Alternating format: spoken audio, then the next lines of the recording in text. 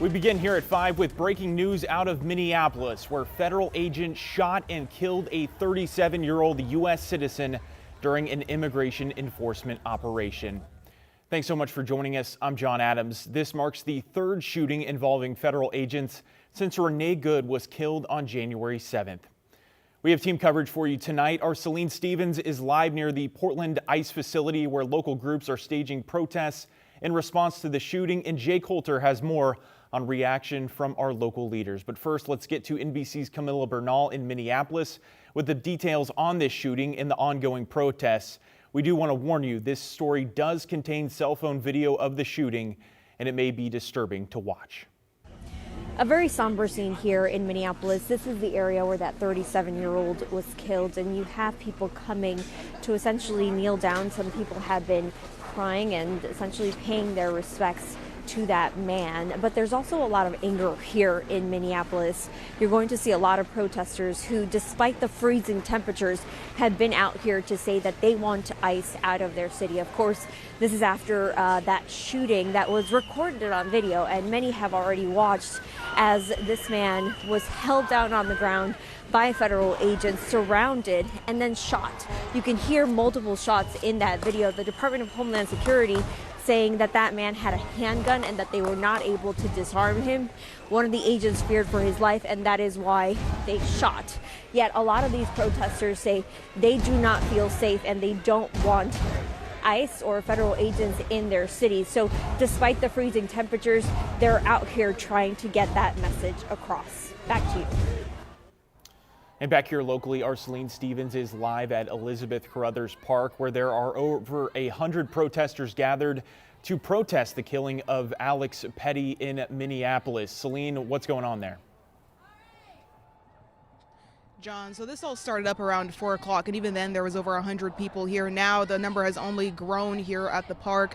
People have been making speeches, calling and chanting as well, calling for ICE out of Portland and to revoke the permit to the ICE facility. But things have been mostly peaceful, with some unrest from one counter-protester.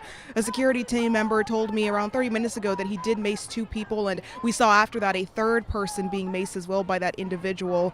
One protester I spoke with told me although they are in fear given what's happening, they believe it is important to come out and rise up.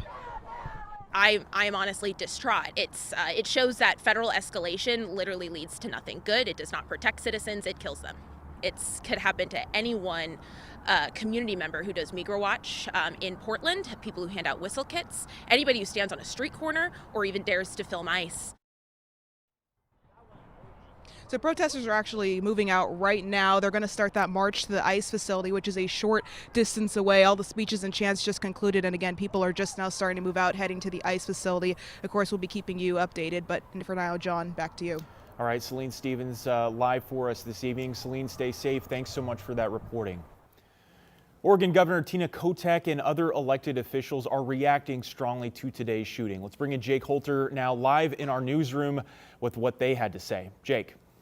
Yeah, John, so Governor Kotek and community leaders were already gathered for a pre-planned roundtable about immigration enforcement here in Oregon when they learned of the fatal Minnesota shooting.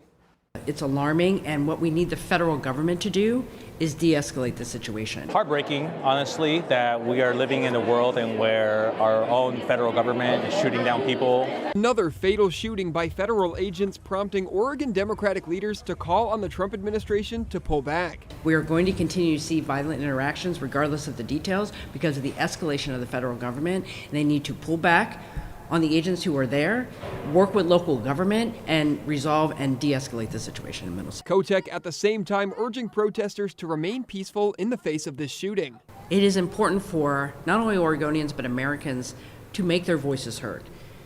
And here in Oregon, we have been doing that peacefully and consistently, and I suspect that will continue. The original purpose of Saturday's pre-planned event was to focus on what Oregon officials and the community are doing in response to increased immigration enforcement here in Oregon. State Democratic Representative Willie Chotson says he and his colleagues are working on a package of bills to continue addressing issues with federal agents on the state level. So that's going to address issues ranging from masked police to making sure that we have accountability for the agents who are causing the chaos that we just heard about and that we're all seeing in our communities, as well as making sure we have, for example, schools have systems to notify families if ICE shows up to a campus. And I want to say to Oregonians out there who think this does not concern you, it does. Our businesses, our economy, our schools, our neighborhoods, this affects each and every one of us, and we need to say no, we need to push back, and we need to stand up for our neighbors. We have reached out to state Republican leadership, including Congressman Cliff Bentz, for comment. As of right now, we have not heard back. John? All right, RJ Coulter. Jake, thanks so much for that report. And stay with KGW for the latest on this rapidly developing situation in Minneapolis. We'll have updates both on air tonight at 11 and on our website, kgw.com. And with the increased presence of federal agents in the region, Vancouver police say they are seeing an uptick of community members interfering with their officers, presumably thinking they may be part of immigration enforcement operations. Police Chief Troy Price wants to make sure you can recognize Vancouver police specialty units like SWAT and crime reduction. He says there have been examples of federal agents wearing similar uniforms across the country, but the local police department doesn't take part in immigration enforcement. People can record all day, and that's fine. But actually injecting themselves into the situation becomes problematic, and actually it's quite dangerous. The chief tells us their units will wear a patch identifying them as Vancouver PD on either the front, back, or shoulder of the uniform. Developing this evening, a driver is facing DUII charges after they crashed their car into a southeast Portland home early this morning. Portland Fire and Rescue say at around 2:15 this morning, the car was driving on Burnside when it left the roadway. That's when they say it crashed through a fence and a wall of the home before coming to rest in the home's living room.